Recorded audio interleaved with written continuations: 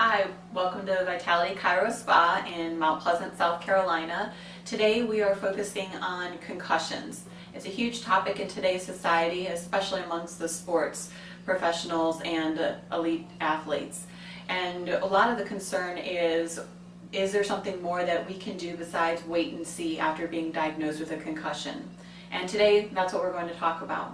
So when we look at the skull here at Vitality Chiro Spa, we're feeling for what is different between the front and the back of the skull, the left and the right. And we should feel things very smooth. As you can see, the skull is round, and that's what we want it to remain as. Where these pieces come together forming a puzzle piece, sometimes there can be peaking or indentations that will put pressure inside the brain. And what I mean by that is, depending on where an athlete is hit, depends on what portion of the brain will be affected. This is a colored map that shows different regions of the brain and their function. So whether a player gets hit from the front of the head, from the side of the head, the back of the head, or top down, it can impact any portions of these brain, which means that over a period of time, with this bone being pushed into the brain, as seen on our other sheet, the top one is the normal brain tissue, and you can see it's all nice and even, space between the brain and the nerves. And then we go to the one that was injured, and we see where the indentations are and the decreased space between the brain and the nerves, which means we have less oxygen, blood, and nerve supply.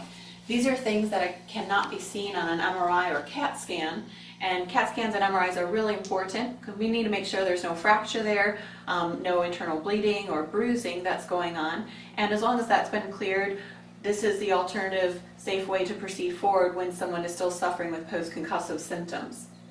So what we do here is we will realign with the cranial therapeutic treatments, taking pressure off the brain, increasing blood, oxygen, and nerve supply back to the brain so that these areas can have restored function.